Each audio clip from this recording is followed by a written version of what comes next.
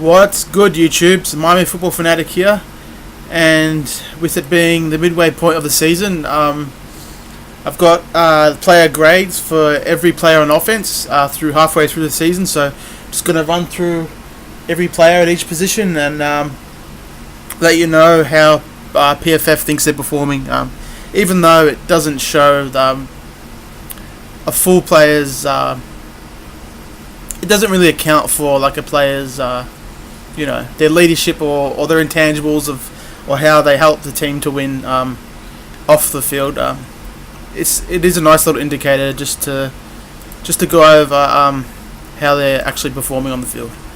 Okay, so starting with quarterback, Jay Cutler, in 409 snaps this season, he's ranked 25th among quarterbacks, which has been a poor start, but he has thrown 7 touchdowns in his last 8 quarters, and he has a season pass rating of 87.4, which has risen to 18th in the league. That's ahead of guys like Eli Manning, Marcus Mariota, Ben Roethlisberger, and Cam Newton, among others. Matt Moore, he's at 102 snaps this season at quarterback. Led us to that great comeback win over the Jets, but absolutely flopped against Baltimore. We all know how that game turned out. It's absolutely terrible. He had 2 interceptions returned for touchdowns in that game. His contract does expire, but he has made it the case once again to return to the team. So Matt Moore, he's a talented backup quarterback. Really helps the guys in front of him to prepare for the game, but he's just too much of a roller coaster to be the full-time starter. So yeah. David Fowles, he hasn't played any snaps this season. He was signed as insurance before the Baltimore game, and he's likely to be cut at some point, especially when Ryan Tannehill comes back next season. Okay, so moving on to running back, Kenyon Drake. He's at 83 snaps at running back. He's had 19 carries for 94 yards, a 4.9 yard average this season. And for his career, he's at a very good clip of 5.2 yards on 52 career carries. His role's obviously going to expand with J.J. gone, and I really love the way he played against Oakland. He had that explosive 40-yard run with that nice stiff arm, so he's only going to get better from here. Getting his feet wet against the Raiders, getting that momentum and that playing time that he needs, similar to Leonte Carew. They just need that time to get comfortable, and their talent will just really come through and flourish. And just his biggest miscue of the season was obviously his second quarter fumble against Oakland. Other than that, when he's been on the field, he's been solid. Hasn't given us much in the return game. I really want to see him returning more kicks or punts. I just think, even though Jakeem Grant is the fastest guy on the team and one of the fastest dudes in the league, he just really doesn't have the talent to return kicks for those 30 and 40-yard returns that we need. So just want to see Kenyon Drake and other guys get in there. Jakeem Grant just really hasn't performed that well. Damian Williams, he's had 113 snaps. He's got the toughness that Adam Gase absolutely wants, but he's been absolutely great on third down conversions, and he's been an absolutely excellent receiver this year and last year. So Damian Williams is just going to keep expanding on his game and have a nice little game against the Panthers. Sonoris Perry, he's played exclusively on special teams, and he's done a pretty good job as a gunner. He's got nice speed, and he's had a nice job containing on punts. All right, moving on to wide receiver, Jarvis Landry. He's had 477 snaps. He's ranked 21st out of 109 receivers. He's 56 receptions at number 2 in the league, but he is averaging a career low 7.7 yards per catch, which is obviously because of our struggling defense. It's 131st in the league and the second lowest among qualifying receivers, ahead only of Dallas's Cole Beasley. He also has 5 drops this season, but I'm not worried about that. He's got the best hands on the team and maybe the best hands in the league. Kenny Stills, 481 snaps. He's ranked 82nd out of 109 receivers. One of Steele's special skills is him just getting open on vertical routes. Um, and that has been negated because we've really had an unwillingness and inability to go deep this season because we haven't been able to get things going through the middle. As a result, his per reception average has dropped from 17.3 to 12.2. The good news is, though, that he has 4 touchdowns, which is on pace for the second most receiving yards in his career, so I expect him to have close to 10 touchdowns when this season is all said and done.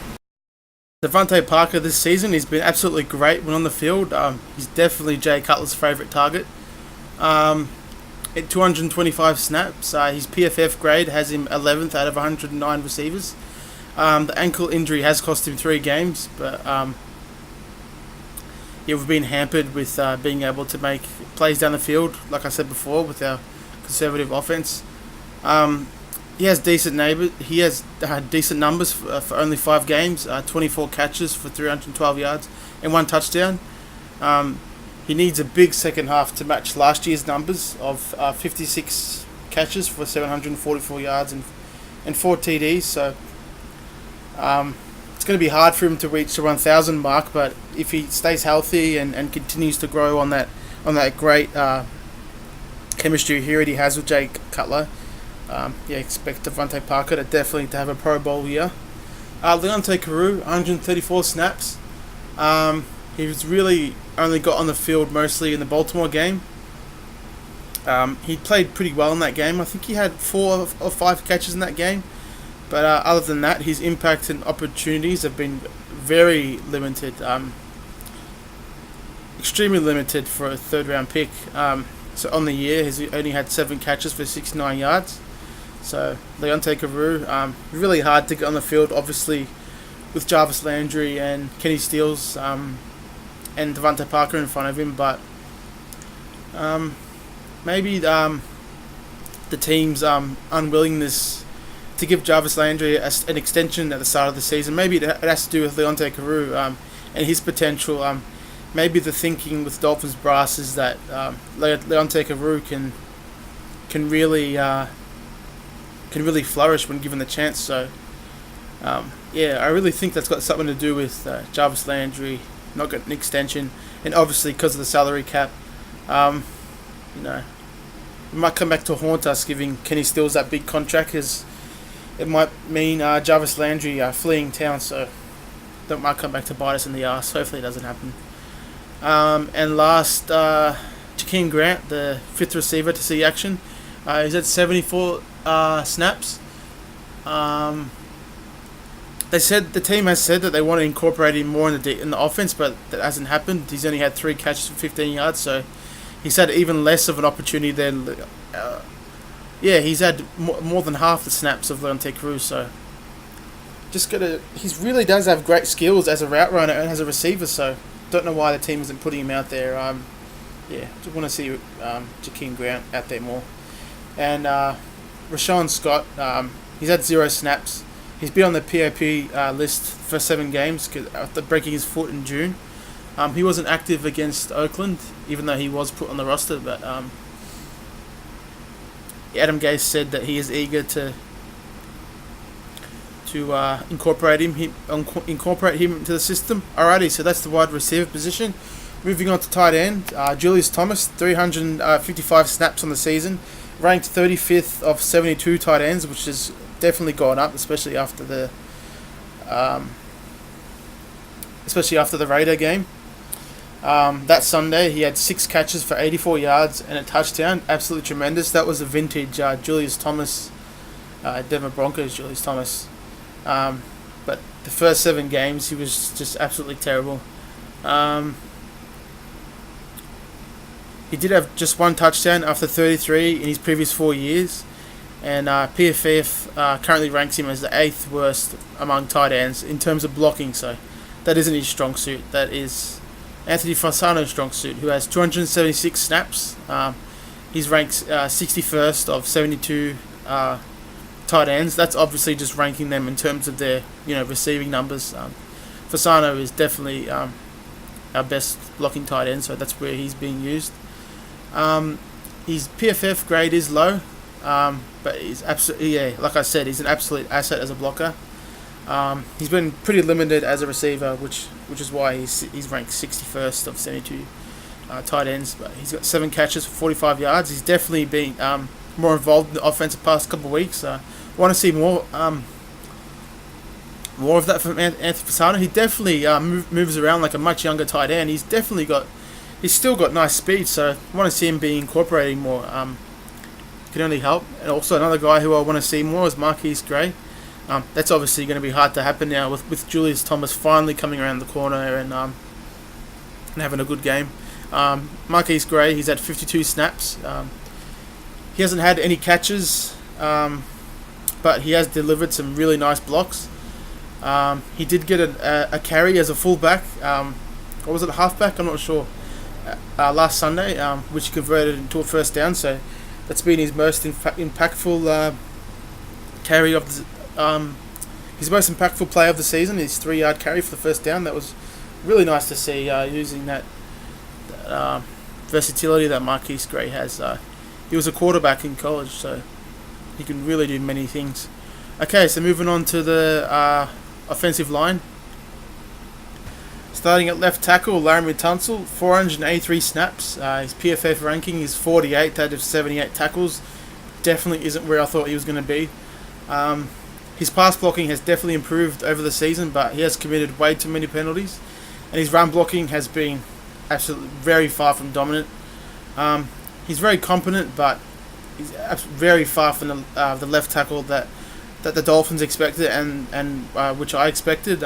Really thought he was going to be one of the best left tackles this season, especially what I saw in college. So I don't know if playing guard hurt him last year, but yeah, he hasn't really played up to expectations, Larry Tunsil. Right tackle, Juwan James, he's been the best offensive lineman for us this year, obviously, which is shown by him being ranked 10th out of 78 tackles. He's at 494 snaps. He's out indefinitely this season, possibly for the season, with a hamstring or groin injury. The Dolphins are saying it's not a groin injury, but everyone else is reporting it's a groin injury, so who knows, hamstring or groin. All those muscles are, all in the same group, so they all bind together, so it's the same thing. Of his 8 games, 3 of his games have been absolutely spectacular. He performs. He's been dominant in his run blocking most of the season, but consistently hasn't been good enough. So it's a big loss for us there, but hopefully Jesse Davis can have a good game for us on Monday against the Panthers. Mike Pouncey, he's ranked 28th out of 36 centers, which is absolutely terrible, especially how he's performed in his career. That hip is just absolutely... you can just tell from his run blocking, it's really hindering this year. He has played 475 snaps, so he has been out there pretty consistently. His pass blocking has been very good, third among all centers. But his run blocking is the worst of his career, like I said, 35th of 70 out of 36 qualifying centers, so can't get much worse than that. His hip has held up fairly well, but Dolphins say he remains our best lineman. I definitely disagree with that. I think Juwan James was performing as our best lineman, but Mike Pouncey now is definitely going to have to pick up more slack with Juwan James out. And that hip, as I've said in previous videos, that hip of his is just a ticking time bomb. We really have to draft a guard / center next year, in next year's draft, a center / guard, whatever, vice versa. But we really need to draft a guy that can play center, who was talented, not just a guy who can plug in like a Jake Brendel. Jamon Bushrod, 515 snaps, so he's been out there for pretty much every snap this season. He's ranked 61st out of 80 guards. Bushrod publicly has been very self-critical of his team, of his play. His second year as Dolphins starting right guard will likely be his final one this year. He is definitely performing much more solidly than his his 61st out of 80 guards ranking, but yeah, he's really just a plug-in veteran at the moment who's just barely getting the job done. We have to draft a high-level guard. I can't stress it enough. We really have to draft a guard this year. Quinton Nelson from Notre Dame just looks absolutely spectacular, similar to Zach Martin. So if he falls to us with our draft pick, depending how high our pick is, really have to draft the top level guard this year. There's really are some solid ones coming out this year. Guard/tackle Jesse Davis has played 214 snaps. He took over for injured Anthony Steen at left guard, who has a foot injury, and his results have been mixed. He did have consecutive penalties against the Raiders, but he is shifting to right tackle now to replace James, so he might perform better there. But Jesse Davis definitely is a talented lineman, and he's been getting the job done when he's in there. He might be best suited as a tackle. He is 6'6", over 320 pounds, so his size might work better there, especially at right tackle. It seems to be the trend around the league to have a right tackle who's 6'6" plus. Jake Brendel, who performed really well when Pouncey was out with a concussion. He had 40 snaps in his second half cameo against Atlanta. Jake Brendel really performed well. I think that they should rotate him in a bit to give Pouncey some rest, especially on running downs. It can only help Pouncey's career to get Brendel in there, but Gase just wants Pouncey in there. He thinks he's performing well, so nothing you can do about that. Tackle Sam Young, he's had 16 snaps and he absolutely struggled in pass protection, especially against Khalil Mack on Sunday night. He came in and you could automatically see that the talent level had dropped and Khalil Mack was just wreaking havoc, so don't want to see Sam Young out there much longer. Guard Isaac Asiata, who I really thought was going to be our starting left guard this year. He's had no snaps and he hasn't earned the confidence of the coaching staff to get a chance in a game, especially at a position of need at guard. So Isaac Asiata probably won't get his chance till next season unless we get multiple guards injured this year. Isaac Asiata is probably going to have a red shirt first year, which isn't a bad thing.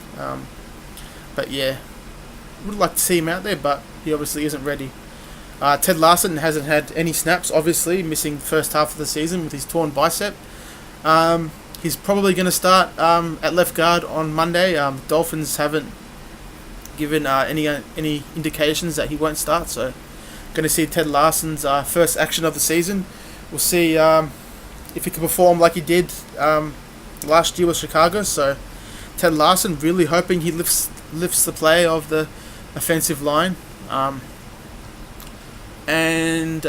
Last, Zach Stirrup.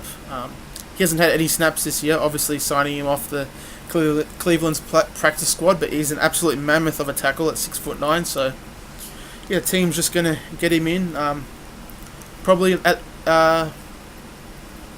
on the practice squad or the active roster. I'm not sure if he's on the active roster or practice squad, but with Jawan James being injured, I think he's on the active roster. But yeah, Dolphins just want to see what he's made of.